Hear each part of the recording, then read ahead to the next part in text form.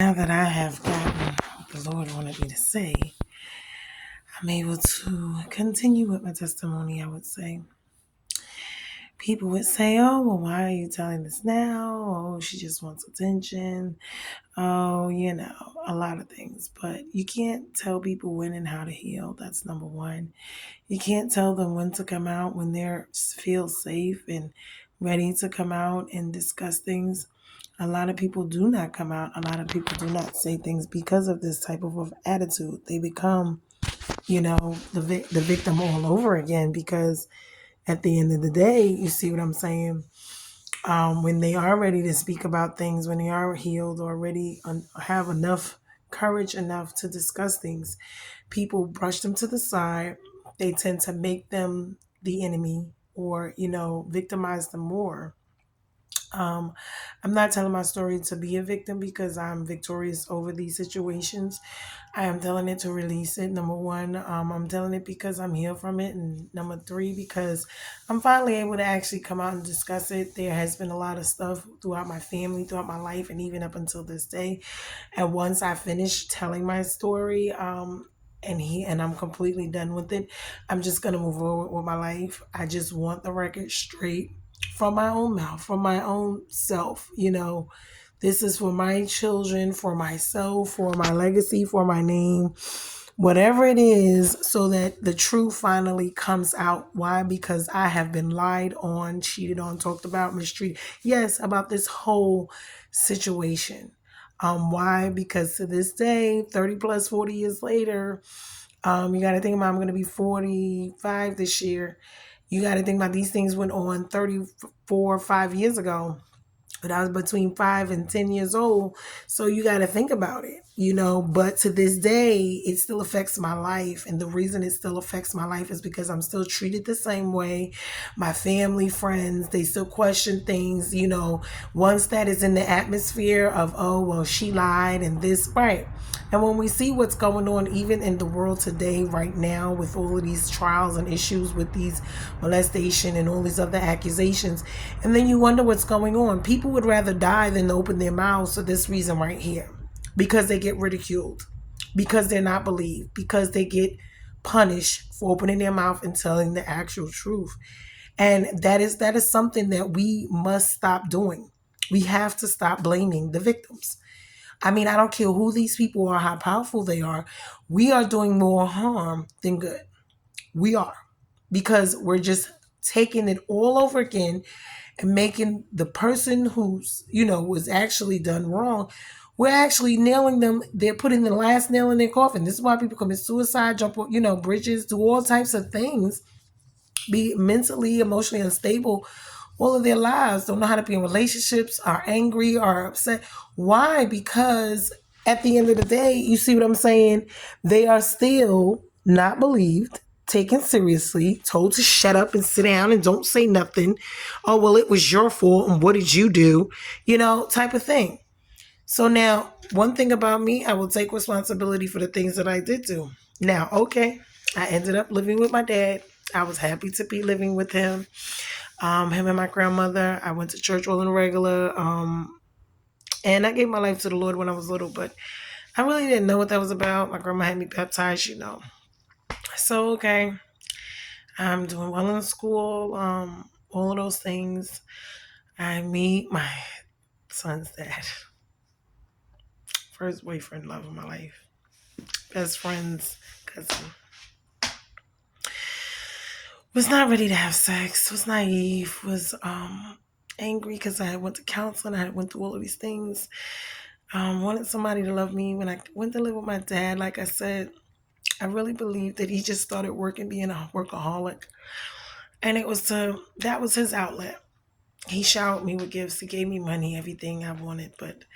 And I went from being, in a house full of kids to being just me and my grandma and my dad at the time in the house. So it was really different and difficult for me because the adjustment. My siblings was in foster care, and then I was the reason, or that's the way, it always was portrayed. My mother was in jail, and it was just terrible for me. And I felt the pressure of it being my fault. I started hurting myself, doing things to myself. like I said, depression, suicide was all over me. Really felt like my father felt like he failed me as a father because this happened to me and he was not there to prevent it, to stop it. Like I said, it was my mother's a neighbor, which was he knew my mother. It happened on more than one occasion and she did not stop it. And basically that's why she went to jail. And we would get into that later because she's angry about these charges. She's angry about everything until this day. I'm the blame and I'm the reason. But I was a child and my whole family still, oh, she lied. She lied. She told that lie. And her, when it comes to my mom, oh, she lied on me and had my kids taken and had me locked up. And then when you look at things in that light, as a child, whose fault was it? I was a child. It was not my fault. It was never my fault.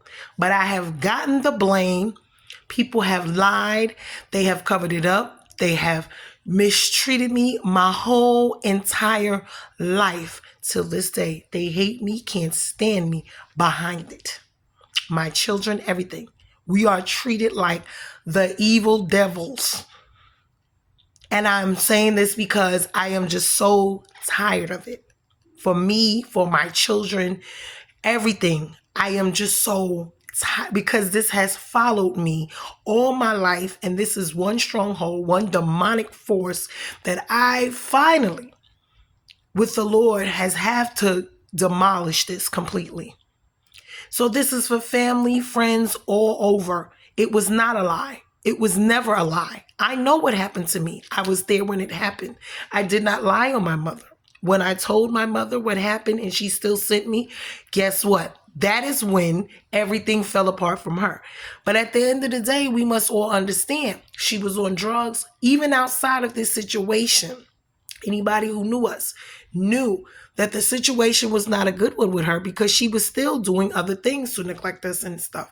So at the end of the day, when you look at the situation, how do you look at it and say, oh, well, it was her fault no.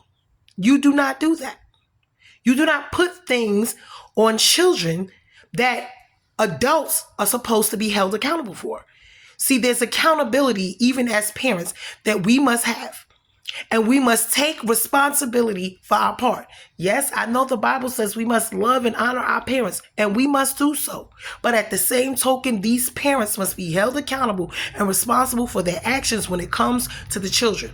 Why? Because at the end of the day, when the accolades come, they want to take responsibility for the good. But at the same token, when bad things happen to their children and it is on their watch, you must also take responsibility and accountability for it. Now, I am not going to sit here and say I'm a perfect parent because I'm not. But at the same token, if you want healthy relationships with your children, you must take a responsibility and accountability for your part that you played in these situations. You must apologize to them. They are human beings. They have feelings just like you.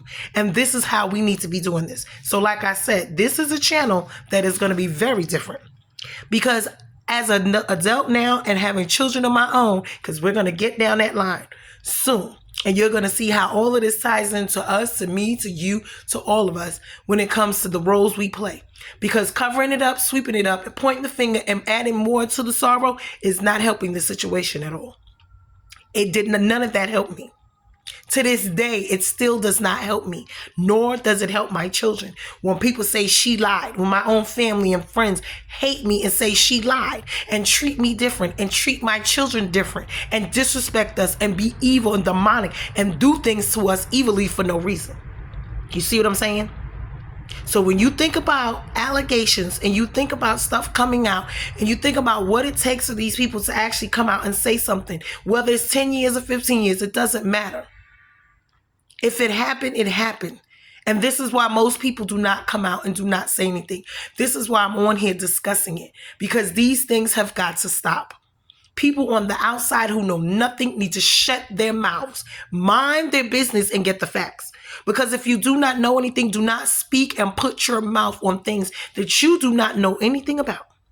Please don't do it, because you make the situation worse. But the devil had his hands in this. Anyway, I went to live with my dad. I ended up getting pregnant. And no, I'm going to take responsibility. I wasn't out there just running around having sex. I was naive. I was going through a lot, and I was young, and I was not really. I'd already been molested. It just taken from a. It was just a lot.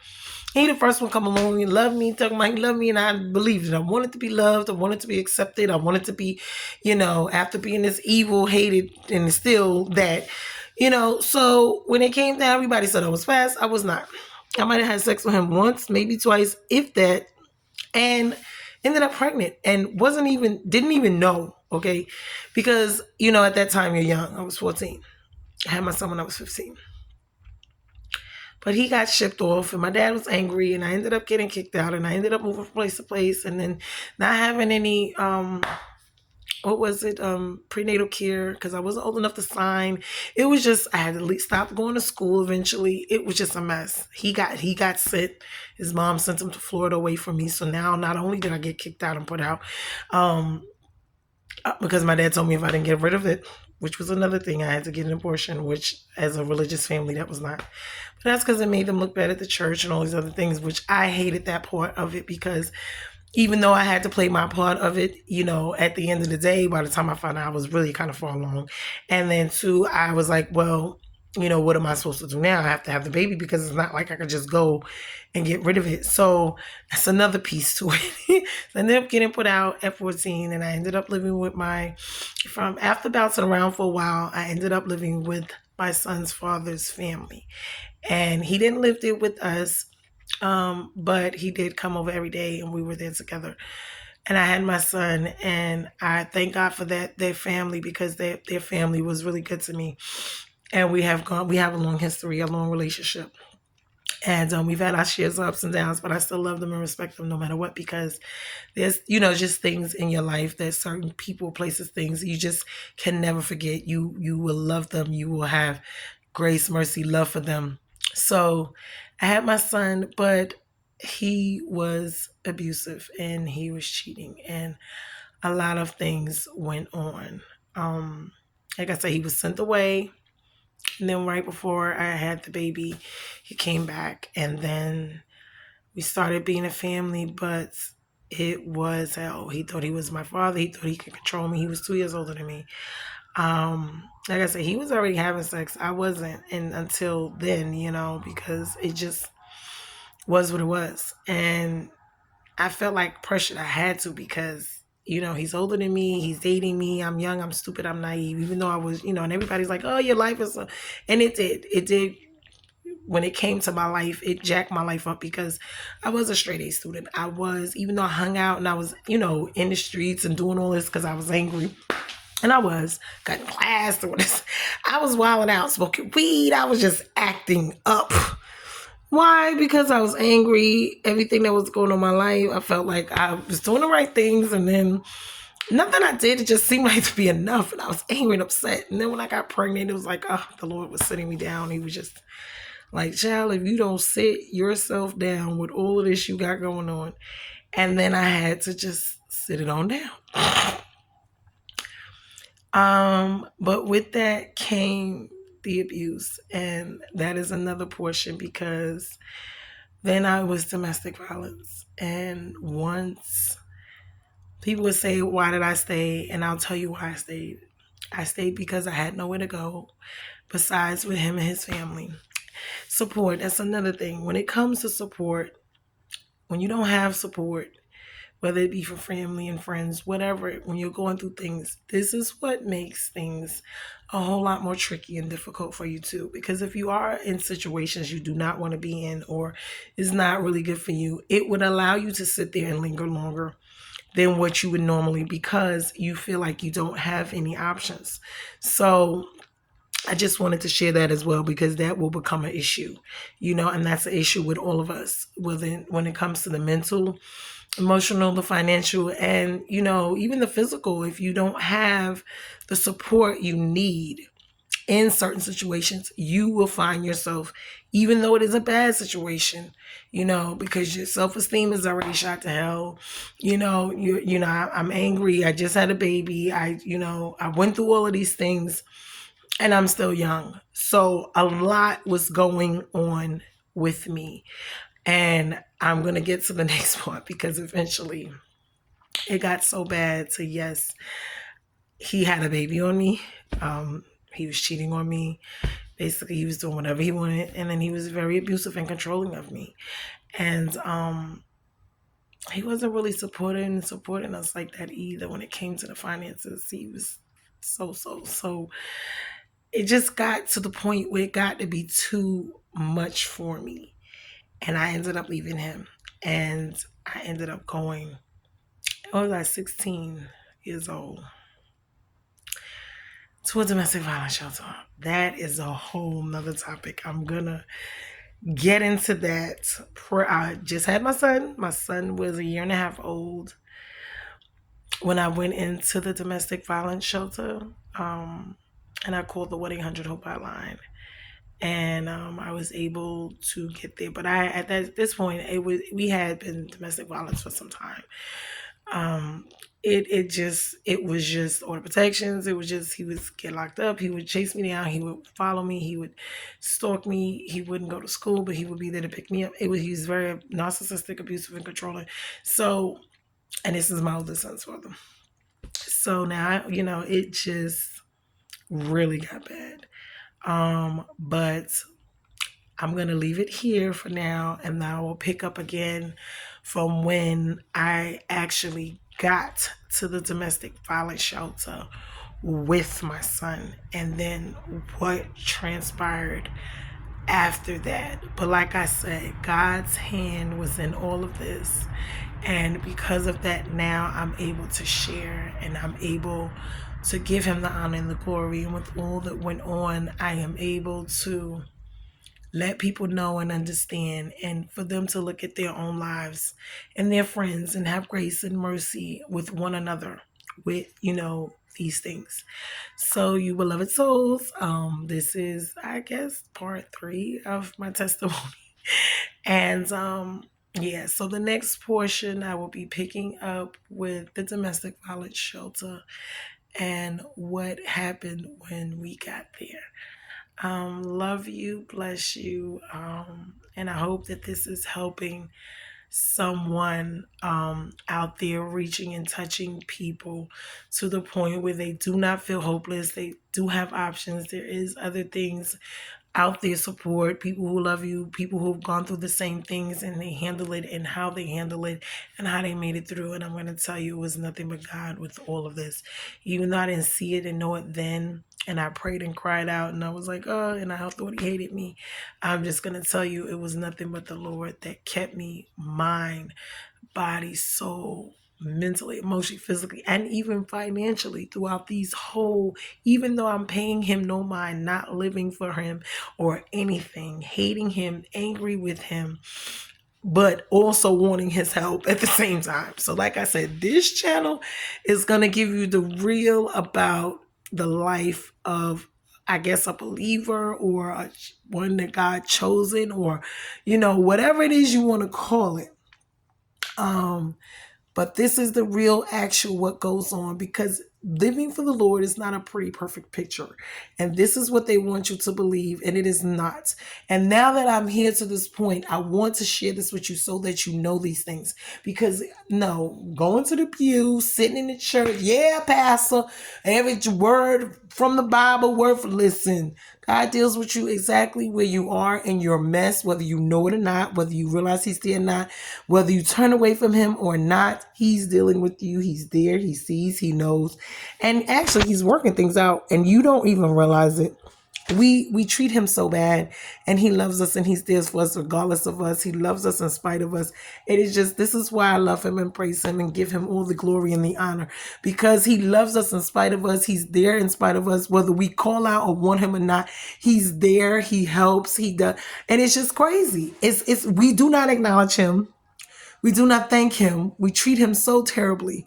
And in relationships, whether it's you, your children, and your spouse, how would you like it if a person only loved you, was there for you, want to be bothered with you when they want something? Other than that, they can't stand you. They want no parts of you. They want you to get away. But the moment you want something, you just want that person to be around. God feels the same way about us, because this is the way we treat him. Let's just be honest and real about the situation. This is how we treat him. But anyway, I'm going to get further into it. I hope that this is helping someone. I hope that they is opening up their eyes to even stuff they're going through now, the stuff they've been through. Please. But I love you, you blessed souls. The Lord loves you, and he's allowing me to share just so it could reach someone. Like I said, these things are not about money. It's not about looks. It's not about gender. It's not about race. It's not about color. It's not about religion. This is about real life and the Lord and God and our lives and our souls and where they're going to go and what he's doing and how he's showing us each and every day that he's real and he's here in this world. Thank you so much. And I love you much later.